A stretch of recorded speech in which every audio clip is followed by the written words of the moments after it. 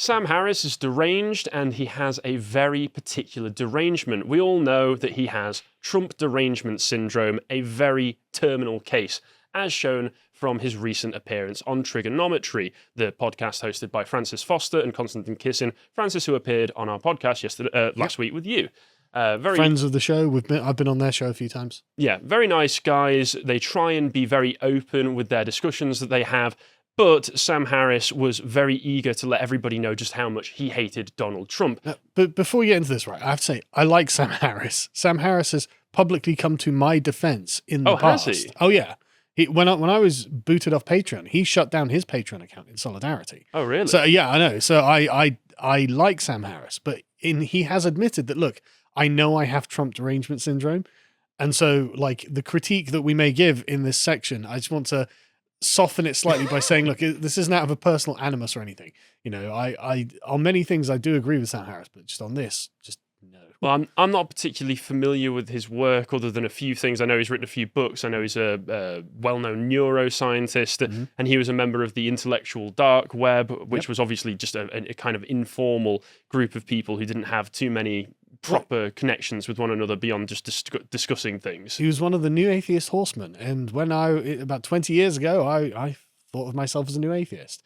So, you know. Yeah, it's very interesting to point out that the new atheists and the intellectual dark web all seem to be people who are very connected to the idea that enlightenment rationality will rule us all. Once we get rid of any sort of religious fervor in the world, everybody will just become a rational, well-meaning human being who cares about humanism, cares about the human race, and everything will go great from that point on. But it seems that as soon as Donald Trump came into the picture, a lot of these people suddenly lost any ability to be reasonable, any ability to be rational. All of that went out of the window. You know, just before we go on again, I can't help but feel that this is kind of proof that, yes, man does have a rational side, but his irrational side is very, very powerful, and we should try not to deny it, but instead understand it. Oh, absolutely. Now, I think it's far easier to get irrational about these things the more abstract the subject becomes. None of these people have met Donald Trump personally. None of them know him personally. I would imagine if you really push them on it, most of them wouldn't really be able to articulate the disagreements they have with particular policies that he has, other than maybe just saying, oh, the Muslim ban was racist, etc. No, it's what Donald Trump represents, though. Donald Trump represents the kind of irrational id of America that is prepared to lead by the gut and prepared to go, no, I just instinctively feel that this is the right thing to do. And I think that Donald Trump was completely vindicated in this style of governance by the fact that the world was peaceful, it was prosperous, and everything was going really well for just everyone. He's the only president in who knows how long that didn't start any new wars. Well, not even that. He created a lot of peace, but like everyone was doing well when Trump was in charge. Like, you know, the media were doing great because of the clickbait headlines. They had lots of money in their pockets. The regular person who was getting, you know, their pay was going up. They had, you know, like the lowest unemployment, all that sort of stuff. Like, the economy was doing great under Trump. He was a hilarious figure. He got people into politics, right? It was worth paying attention. I mean, even though at the time I was also suffering from a bit of TDS because it was just the culture I was surrounded by. I'd not been familiar with any of this stuff before. Even he got me into it a little bit, because even back then I was like, oh, he is funny on Twitter though, isn't he? Yeah, exactly, right? And so everyone's doing really well. The world is a lot more stable. And all of this was done without a rationalistic plan. Donald Trump did not sit there, get a 10-point plan and was like, right, this is what I'm going to do. Now, he just reacted and intuited what to do. And it was always the right thing. And that is why I think the new atheists hate him. Oh, absolutely. And I just thought I'd get a few examples of these sorts of arch rationalists up and there. Because he does represent the complete opposite worldview that they're presenting. Oh, that's absolutely. In terms of temperament, they try to present themselves. I mean, the Sam Harris interview, which we'll show a few clips of, is a perfect example of it. They try to present themselves very calmly. That every word, I'm mulling over it to let you know that I've considered this deeply. Donald Trump, straight off the cuff, the exact opposite. And I can't help but feel it is probably just that temperament difference that people disagree. I mean, even Richard Dawkins back in 2016, when it was still the run-up to the 2016 election, kind of exemplifies this in this tweet that I got here, where he was saying, oh, in one of the debates that they had, Hillary was knowledgeable, intelligent, and presidential. Yeah, sure. Okay, buddy. But Trump blustered incoherently like the ignorant, fact-disdaining, vainglorious bully that he is. Okay, all right. No real criticism of anything that he said other than just his temperament. No, but that's fine, because the question is, what position is he applying for? Is he applying to be a university professor, or is he applying to be the biggest dog in the world? Right? Because that's like, Putin didn't invade anywhere on his watch. Everyone like... I mean, North Korea backed down under Trump's blustering. Yep. So did like the Syrians, so did the Chinese. Everyone was like, okay, look, let's just accept that we're the slightly smaller dog here and let him, flex. And that's the way humans work. Absolutely. Except Steven Pinker is also one of the most insufferable when it comes to Trump, because I like Steven Pinker as well. Steven cite Pinker's him pretty often. good.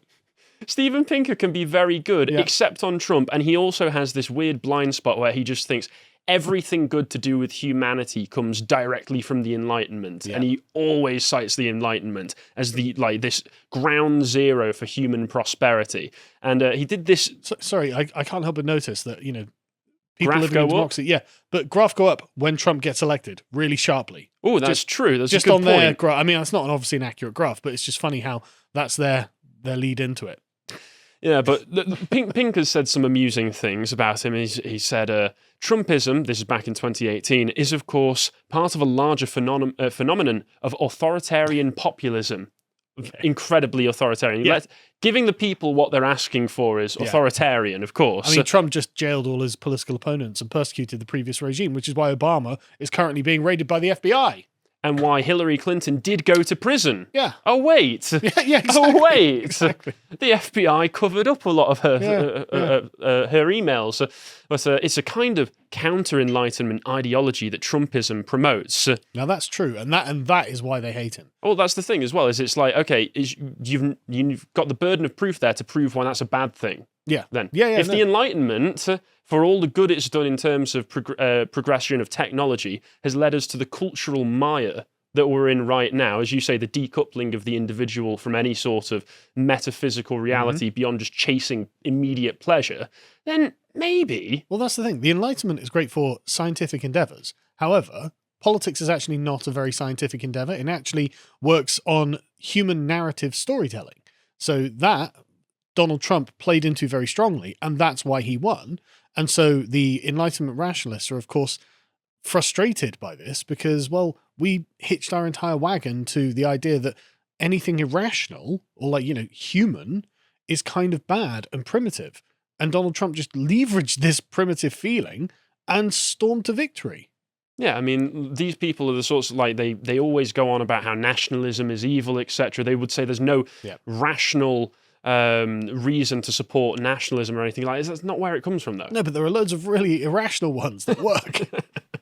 But with these sorts of things, looking back, you can kind of see how the intellectual dark web as it was, a lot of the figures within it, they criticised the left, but they also acted massively as gatekeepers towards anything that was even slightly to the right of them. Yeah, they weren't right-wingers. No, they weren't right-wingers, but they were actively trying to keep people either in the centre or the centre-left, which I don't think is particularly useful for where we are culturally in the West right now. And Sam Harris, moving on to him, is a perfect example of all of this put together. And this is a tweet he put out a few days ago. Yep. First, they came for the people who stole nuclear secrets, and I said nothing. Is there any proof that Trump stole nuclear secrets? Not that I'm aware of. And to paraphrase Nigel Farage when he was quoted on this, to think that Donald Trump would steal nuclear secrets and just hide them in a random safe for a year and a half. For a year and a half in his house in Florida is so absurd as to be insulting to expect anybody to believe that. Oh, Sam. I mean, what a joke. I'm sorry, Sam. Once again, Carl wants us to go soft, and, that's his feelings. But this makes you look like a joke. But the thing is, the problem is, look, if you're going to say, well, look, I'm mediated and rational and philosophical on all things, to then have this deeply irrational prejudice against Trump simply because he comes from a different paradigm leads you into a position like this, where you're totally on board with the narrative that is not true. It also just once again entirely vindicates your view that rationality is actually under sway most of the time of your irrationality. Oh, it's not even my view; it's Hume's view. It's an And old, Haidt's view as well. because it seems to be true. Every single time there's more true. examples. And then he appeared on the Trigonometry podcast very recently when they were doing their tour in America after they went to go, they were on Joe Rogan, I think. I've not watched that one. And I've watched most of this. And, they do a very good job, to be honest. Constantine in particular, I really like because he pushes back against Sam when he goes off on these very, very strange tangents. And Sam, along with a lot of the other new atheist types, very much critical of tribalism. But I don't think they recognize that politics is tribalism. Yeah. That's what it is at the very base of it. So I think that's just a completely worthless topic to discuss on these sorts of things, because just saying to somebody who's on the left or the right, oh, you're being very tribal, they go, okay, yeah, what do I care? The other side are evil, obviously. And I'm sorry, Sam, the left are evil, and you know this. But let's just check out some of these amazing clips. Like, this is the first one. This isn't the really controversial one, but it just goes to show the kind of blind spot that these intellectual experts have when it comes to their assessments of other experts. The belief of, well, if we just trust the experts, bro, everything will go fine. God, Constantine's got a great tan, hasn't he? Yeah, he does. He's fantastic. As I'm aware, he's in Florida at this point. So. He's the most tanned Russian I've ever seen in my life. But yeah, let's play the clips just so we can see it. You're not going to get worse than Trump if you pick at random. And, Hillary Clinton, for all of her flaws, was not worse than Trump. Joe Biden, we could have known Joe Biden was going to just be comatose in office, not worse than Trump, right? Kamala Harris, not worse. Like it's all, and again, it's not just a marginal call. It's just, these are people who are normal politicians who are so much more constrained by predictable machinery, right? There's such less of an opportunity there to destroy institutions that we have to rely on, right? With any of those people in charge, including a random person in charge, a random person who's going to be terrified at the responsibility of the office and default to expert opinion, across the board. Okay, that's really interesting, because notice how Sam Harris is pointing to possibility. He's saying, yeah. It's predictable, as in something may happen in the future, but At least Joe Biden is predictably evil, guys. But you could also look at Trump's concrete track record of what he actually did that was actually successful, that was actually good for the economy, that actually raised the living standards of regular Americans. You could actually you could point to the peace deals in the Middle East. You can point to the normalization of relationships with places like North Korea, and the fact that the Chinese and the Russians didn't do anything spicy when he was in charge. You can actually point to a direct benefit of having Trump in office, and Trump's unpredictability made the rest of the world more predictable. But instead, Sam is saying, well, there is a possibility that may have happened, and I'm not happy with that, because he's looking for absolute certainty in all things. And you can be certain that Hillary Clinton, Joe Biden, Kamala Harris will just continue business as usual. It'll be the continual decline, the continual corruption. Trump actually represents the possibility of something different to the decline, and he hates it. Well, yeah, I mean, from my perspective, I'm generally a supporter of the idea that if a politician is in office, the less they do, the better, because there's less chances for them to mess everybody up. But the fact of the matter is, what Donald Trump was trying to do, the whole drain the swamp thing, is a very positive thing, because if the executive just comes in and does nothing when the system around him is set up to just continually screw over everybody, then that's not a good thing. If Donald Trump, I know he wasn't completely successful in doing it, but he went in with the right intentions to drain the swamp, and perhaps then we could have been in a position where you could have some predictable person come in and not be able to screw everything up. But as it stands right now, like you say, business as usual, everything's still screwed and everything's getting worse. Oh, everything's like literally twice as bad. Things cost twice as much. You're earning, you've got like half the disposable income you had previously. If you're in America, you're twice more likely to have the IRS knocking soon enough. But, it's just demonstrable how much worse things are under Biden. And so it is a remarkable position for Sam to hold here.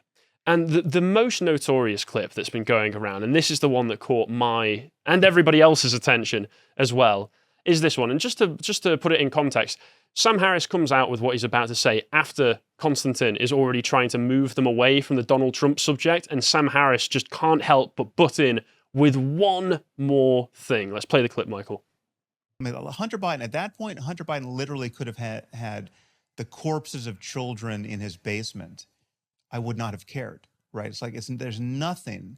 First of all, it's Hunter Biden, right? It's not Joe Biden, but even if whatever scope of Joe Biden's corruption is, like if we could just go down that rabbit hole endlessly and understand that he's getting kickbacks from Hunter Biden's deals in Ukraine or wherever else, right? Or China. Which is. It is infinitesimal compared to the corruption we know Trump is involved in. It's like a firefly to the sun, right? I mean, like there's just it doesn't even stack up against back Trump so hard. University, right? Trump University as a story is worse than anything that could be in Hunter Biden's laptop, in my view. Right?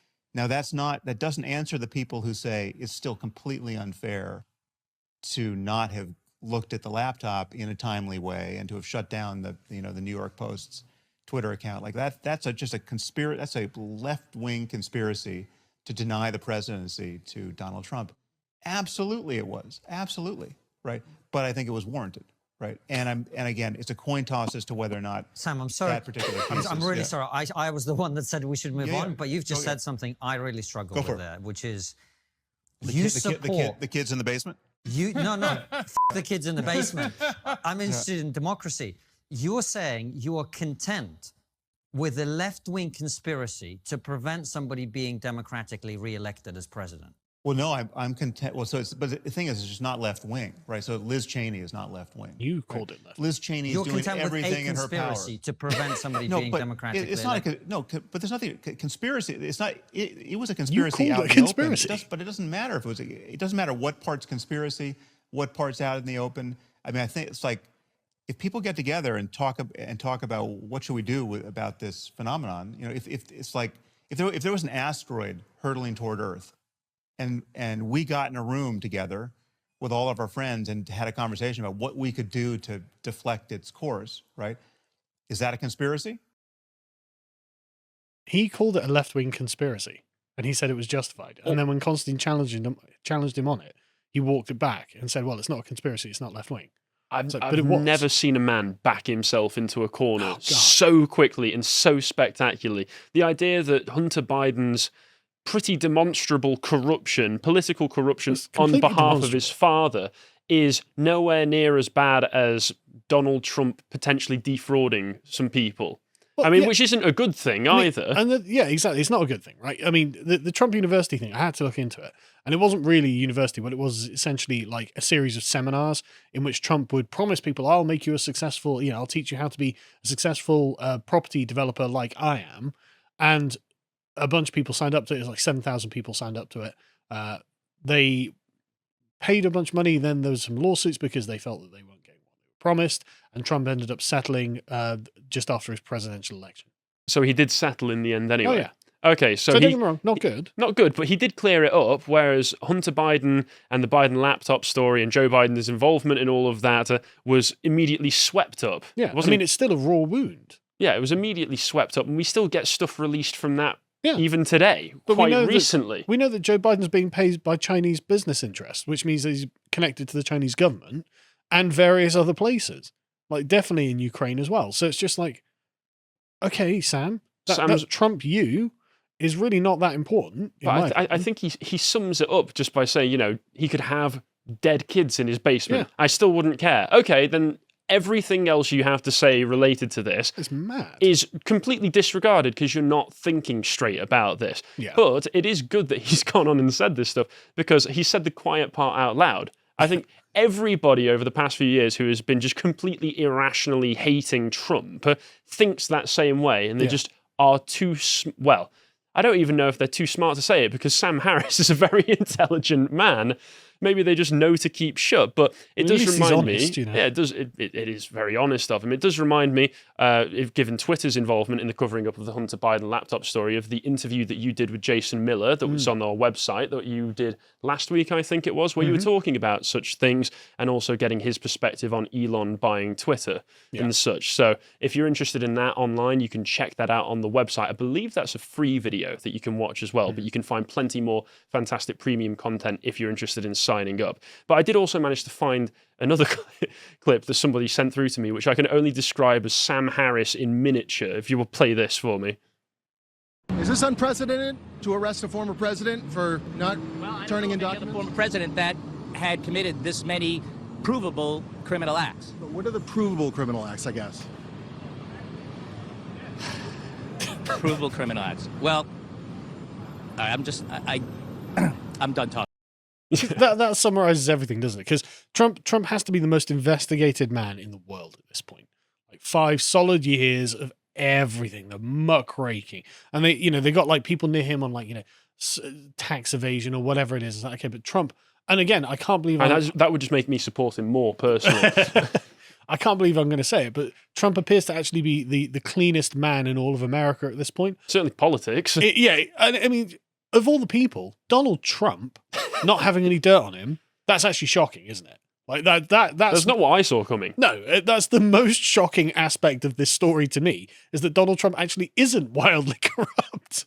But didn't you hear that he ripped the steering wheel out of his aide's hands? Oh yeah, that was definitely. And drove directly into the Capitol so that he could lead them storming it. Yeah. But the mind boggles. The mind boggles. Yes, but of course, all of this has led to some quite severe backlash against Sam Harris, even amongst those who like and respect him. Like Gad Saad put out a statement saying, he's always liked him, he's got no personal beef with him, but his Trump hatred is off-putting because it perfectly captures what happens to a parasitized mind infected with blind hatred. Absolutely, it does. Jack Posobiec has been sharing the clips as well. Just making it very clear. And I do think it's important to share these clips as they have been doing, just because, once again, it just shows what the TDS, how the mind rot can affect a person. Oron McIntyre as well pointed out that it looks like all hands on deck as Twitter staff were called in for damage control when they all started to highlight that Sam Harris himself, he's clarified the comments that he made. They're not saying walks back the comments. He's clarifying the comments because he's actually got a very deep and meaningful reason for believing this. So what was his clarification? Well, his clarification, if we move on, is he says, there is a podcast clip circulating that seems to be confusing many people about my views on Trump's, which is understandable because I wasn't speaking very clearly. So here's what I've got to say. I was arguing essentially for a principle of self-defense. What? You've lost me immediately there, Sam. I've always viewed Trump as a very dangerous person to elect as president of a fake university. Let alone the US. Right. Okay. You're still not clarifying any of these comments. But he actually did a good job. Like, his actual track record was excellent. I mean, best president in my lifetime. So, relatively speaking, I suppose. But I've never been under any illusion that he's Orange Hitler. I mean, you could have fooled me. You really could. You compared him to an asteroid about to destroy the Earth, Sam. No, that is actually fair, because Sam Harris has never actually said that he's going to commit a genocide or anything like that. He just thinks, for some reason, that Trump is just the worst thing to happen to the United States. But the last bit he says here is, nothing I said on that podcast was meant to suggest that the Democrats would have been right to commit election fraud or to take other illegal measures to deny Trump the presidency, nor do I think that they did that, except for those multiple parts that... It's fine. It's fine. He's walked that back completely, right? We'll accept that. He has walked that back completely. It's just a shame that if you watch the video, that's actually what he says, though. It is actually what he says. It is actually what he said. So, Sam, But on reflection, maybe my irrational elephant had gotten away with me. And actually, maybe on reflection, it's not good to have a left-wing conspiracy to oust a sitting president. So I'm glad not that happened, of course, YouTube. No, not at all. But I'm glad that after all of this furor, after all of the hubbub, that Sam Harris has been able to come to that conclusion, if anything. So Sam and everybody else with TDS, please calm down and just start to think a bit more straight about this, okay? Look at the results. The results were good.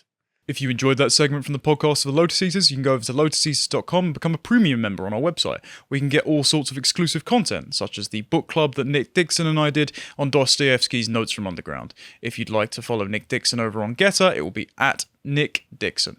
Until next time, thank you and goodbye.